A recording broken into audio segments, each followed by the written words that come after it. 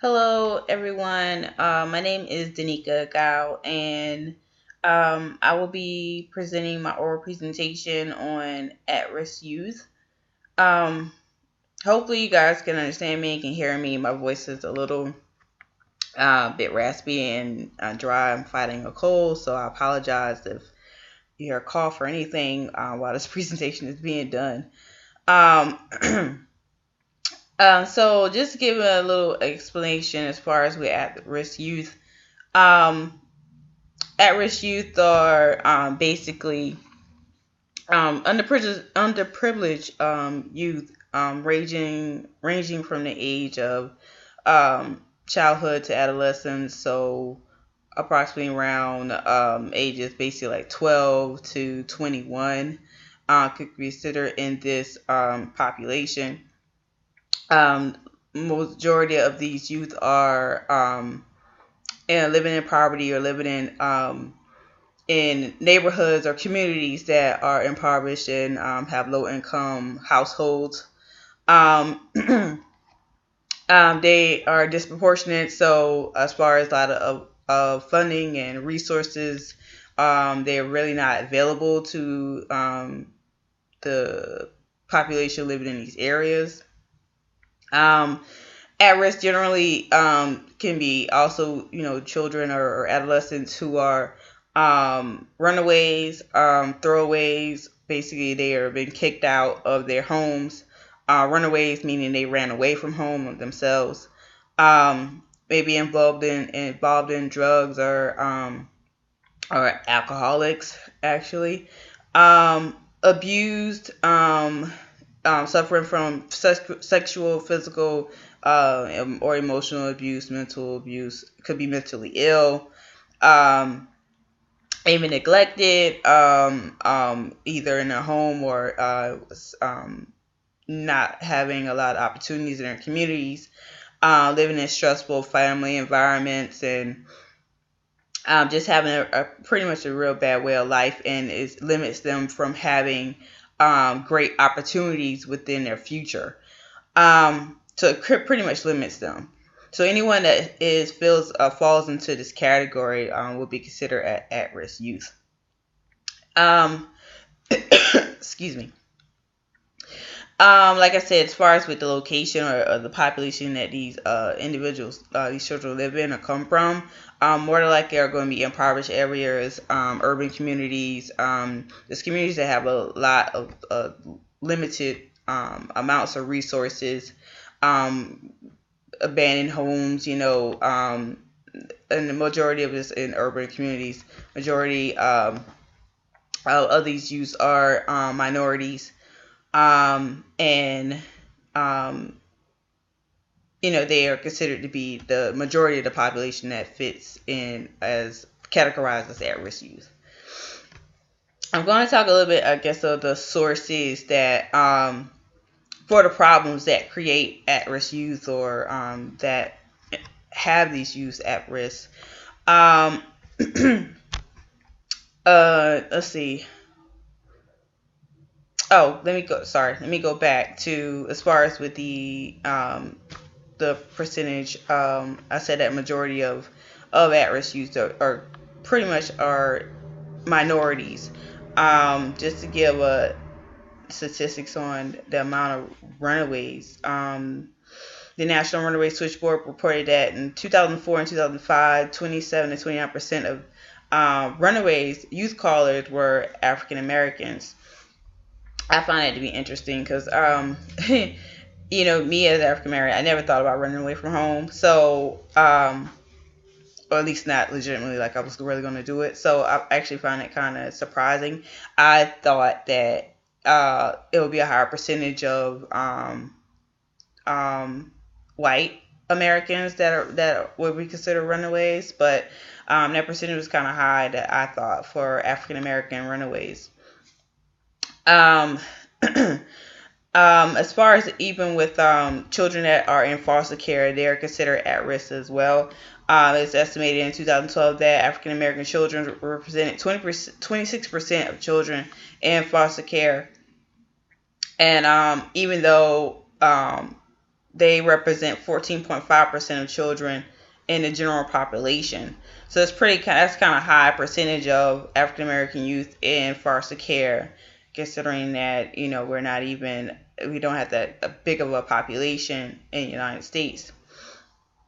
The African Americans are definitely represented disproportionately because of the suffrage of poverty from the areas that they live in. So moving forward, going back to the sources of problems for at-risk youth. As I stated, low income households is definitely a major issue. A lot of that is dealing with children that come from single parent homes, children that are coming from broken homes, or they live with their grandparents that like neither their parents are actually have custody of them. They may be living with their grandparents who can't afford. If it's a home that has to deal with multiple children involved, then that can also cause low income households because trying to provide for a household full of 2 to 4 children is different from provided for a household with only one child involved. So it could be, like I said, a single parent home where one parent is working, or a 2-parent home and only one parent is able to work because one parent wants to stay home. Maybe that may cut the cost of daycare expenses or something like that. But or just a lack of being able to find a job or education to get a good job that would bring in a source of income to have a 2-parent working household.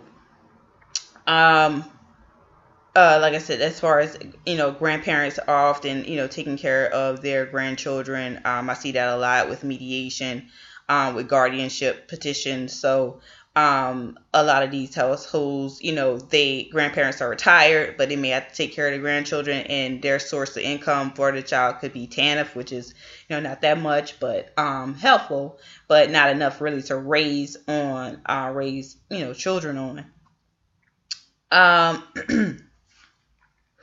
Another thing, broken homes, single parent homes, let's talk about that. Being neglected, children that fall into, being neglected from their parents, whether they are thrown out or the parents may be drug addicts or just unable to take care, may not be mentally prepared, or may have a mental illness and not able to take care of their children properly. And if no one steps in and actually takes their children, like another grandparent or family member or DFS even, then these kids are stuck with having their parents there to and trying to survive and take care of themselves or fend for themselves without their parents' help. Let's see. A lot of these influences can come from the community as well. Lack of community resources, not having proper before after school care in some areas. Not having after school activities to keep kids involved and busy in a positive way. Things like that can actually affect, a child who doesn't have an outlet. Sometimes having an outlet, if you have a stressful family environment, if you have a lot of people living in your household and you don't feel like you can't find yourself, sometimes having an extracurricular activity at school to have you involved in something else, or to kind of give you that one-on-one attention from a professor or teacher that is helpful or encouraging. If you don't have that outlet, you kind of feel like your only source, which is not a stressful source, is there, and you don't have an outlet. And sometimes having the extracurricular activities and after school programs are that outlet for kids who live in stressful homes or who live in impoverished areas, help them to think outside the box, outside of the environment that they're living in. um, lack of other as far as we're talking about school, um, a lot of the lack of funding for schools nowadays, especially public schools, come from this policy changes and states not having the correct amount of money, going towards the public schools. And a lot of the first things to go are the after school programs and extracurricular activities through schools, like the music programs and, sports activities and stuff like that. So, the lack of school funding is really becoming a problem because without education, without the proper education, having the proper books, having the proper teachers allocated to all the students in our classroom, not having those things can really detriment the learning environment for a child. Also falling back on the stressful environment that a child lives in, all that plays a part in the child's learning, how they learn, how they interact with students and their teachers. And if they're not getting the proper I guess, education that they need, that's going another thing that's going to add to the list of affecting their future and stopping them from having a bright future. Excuse me. Let's see. So another thing I also want to talk about was the lack of food and nutrition, which is another thing that is definitely a problem with kids not have, especially in urban communities, not having the money source of food can really be hurtful to a child. Food security, as we know, is defined by a population that has enough food for active and healthy living life. But food insecurity is defined as having the limited, uncertain availability of foods that are nutritionally adequate and safe or limited for uncertain ability to obtain acceptable foods by social acceptable means. A lot of households these days, even with programs like SNAPs, are still, suffering from having the adequate amount of food for their households. And if a child does not have the proper, nutrition that they need, that can affect how they learn. That can affect their ability to growth, and their mental growth, their physical growth, cause them to have health problems, and just can be a number of different, issues that can evolve for a child, just from feeling hunger pains in their stomach while they're trying to learn. Like, that's not a positive thing that's going to help a child be able to focus and focus on getting good grades, focus on what the teacher's telling them, and also can cause behavioral problems. For adolescents, if they're living in a household that has food insecurity, they can develop start a life or a series of behavioral issues by stealing food just to try to survive. Another issue as far as the community source of problems for a house, source of problems for at-risk youth, definitely the community involvement. If a lot of children, especially urban communities, Philadelphia, New York, Compton, Oakland, and California, like these areas, Chicago, these areas, even southern areas like Memphis, Tennessee, like these areas are, urban communities, and these children are living in neighborhoods where they hear gunshots, they see people get shot, they have friends who've been shot, have family members who've been shot and killed. And it's interesting, I found a video which I'm going to play for you.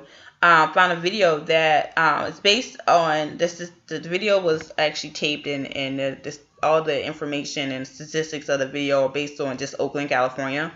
But this can be applied to every major city or urban city that kids live in.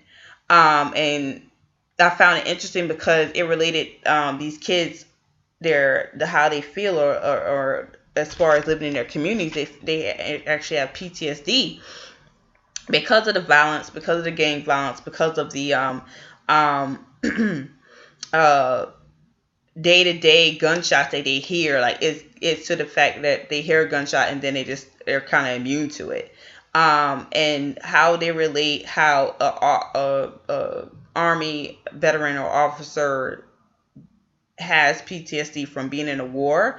They relate it to a child living in an urban community that has a lot of violence in the community. So I'm going to upload this video and play it for you. Hopefully this works and you'll be able to see it and you will find it interesting like I did.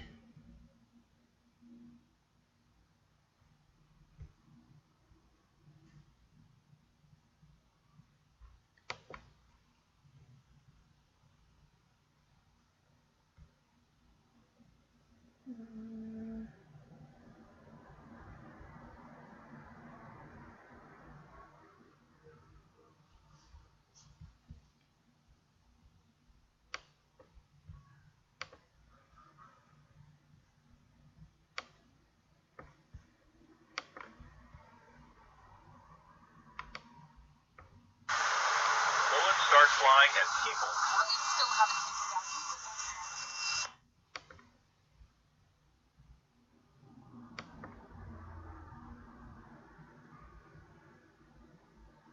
Shots fired.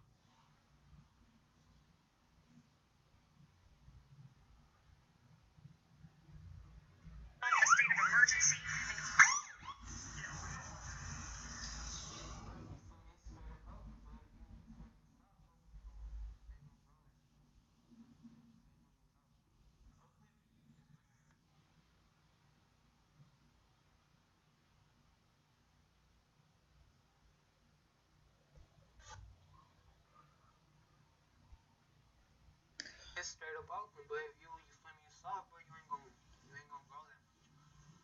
You ain't gonna be nuts.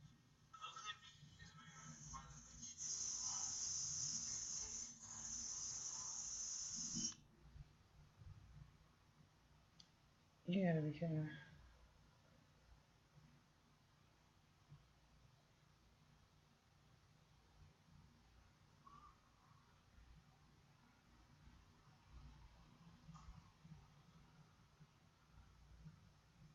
Very right, violently.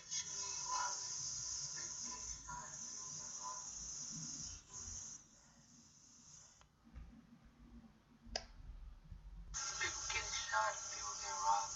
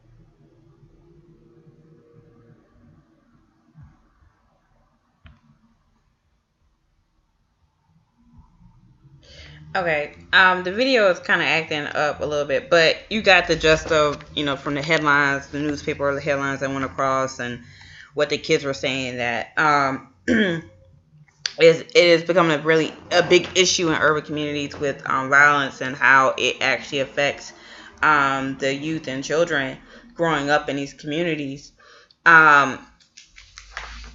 Um, from the little statistics that I found in my research, is like in the United States in 2010, 4,828 youth ages 10 to 24 were victims of homicide, and almost 750,000 were treated in emergency rooms for injuries sustained from violence. So these kids don't even have to actually be a part of gang activity. Just living in an environment that has gang activities and a lot of violence is affecting them, not only physically but emotionally and mentally as well. Youth living in the inner city in the United States are more likely to have witnessed and experienced violence in their community. Studies finding that up to 43% have witnessed a murder, 11% have been shot at, and 3% haven't been shot. So that's, outstanding and crazy in itself. But these are the things that are affecting our community that makes them fall into the category of being at risk and not having the future that they should, be able to have. So who's to blame for children being at risk? This can be a debate that could be debated, for hours. Is it the parents' fault, for not providing the adequate type of household for children who are born, to low-income households or one-parent households? Children have not asked to be born, have not asked to be here, but you have to kind of wonder that with parents who or men and women who are having multiple children and not being able to afford to care for these children, not being able to provide them with adequate fooding or clothing, or even being able to relocate to a area that has the proper school funding to be able to educate them. The youth themselves falling into not having the motivation enough to be able to beat against the odds, to be that have that motivation within yourself to strive to do better than what your environment says only that you can do. Police, the community, the gang related community activity that goes on, not having enough resources in the community, policymakers, the local politicians, from the governor on down to the mayor of the cities, like are they responsible? These are all things that we have to consider, and all of these things, as far as that the youth are facing, affects their growth patterns. So as Eric Erickson talks about, in the different stages from 6 to 12, children need to be productive and have successful experiences. These at-risk youth are not having successful experiences living within their community. And it's up to parents as well as the youth themselves and policymakers to create better communities for these children to live in, where they can gain more positive experiences and have successes and be productive. As far as adolescence, in the adolescent stage, kids are exploring who they are, and if all they see, if all they grew up in low poverty households, they grew up in violent communities, they grew up with lack of school funding and bad nutrition and lack of food insecurities. So when they get to the adolescent stage, it's like they're trying to figure out who they are, and all they know is strife, violence in their communities, and being hungry and not having the things that they would like to have, and living in poverty. And they grow up to because they're growing up in that, and they think that that's all they are, is that community, that violent community, that low income household, that living in poverty. That's all that they think that they are. And they take that into adulthood, and then it's just like a continued cycle that continues to happen. as far as helpful resources that's out there, there are a lot of youth services that are available that support the try to help support the community, try to help support at-risk children, give them different resources to be able to eat. Like as far as with the nutrition aspect, we have SNAPs that's available. A lot of the public schools have, availability for breakfast and lunch, and even during the summer they have free lunch programs or reduced lunch programs. And they also have WIC available for prenatal and postnatal care for women who are having babies. As far as the at-risk use for children and adolescents, nowadays we're trying to promote trust in youth services, where we emphasize the youth behaviors and promoting positive youth behaviors. Before, everything was just kind of like focused on trying to deter adolescents from delinquent behavior. Now, youth services are more prone to promoting positive youth behaviors and development. So you try to get youth attention to strengthen their the assets and abilities that they do have, and kind of build on that and help them to basically think outside the box and think bigger than what their previous environment or their current environment is. Also helping with trying to get parents more involved, trying to strengthen the relationship between the youth and their parents, giving them different resources in the community that are positive, so they're not just looking at the negative things in their community. Getting the neighborhood and community more involved in becoming more positive and giving more positive opportunities for the youth. Excuse me. Different programs that they have, of course, the Big Sister Big Brothers program. You have the YMCA, who is Christian based, and they have different things that involve as far as what to help with low income families, like and giving them a place where they have activities that they can do at the school. They have before and after school programs there, and giving them different activities, access to pool and things of that nature. So there are a lot of available resources that are out there. They just have social workers' job is basically to help these families tap into those resources in their communities. A lot of people basically they don't know, because they don't know of these resources that are available that they may actually qualify for, because they don't ask. And as social workers, our job is to basically make sure that we are reaching out to those in need, those youth that are at risk, and try to make their lives a little bit better by going into these family homes, seeing what they need, and helping the parents get access to the information so that they can get their children, the type of resources, whether it is finding an activity for them to have an outlet, or getting them the proper food that they need through SNAPs or any other program that offers, food. Not just SNAPs, but there are a lot of community churches and community organizations that have food food banks that they can go to as well.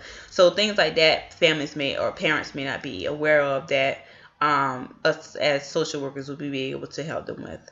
I'm a little over due to my issues with trying to put that video in, but I hope you guys got some good information from me, and did understand, got a better understanding of at-risk youth and how they're affected. And hopefully those of you that are working with at-risk youth, you got some new information that you guys can look into it, so that we can better service the youth of our community, who will be the future of our communities. Thank you guys. Bye.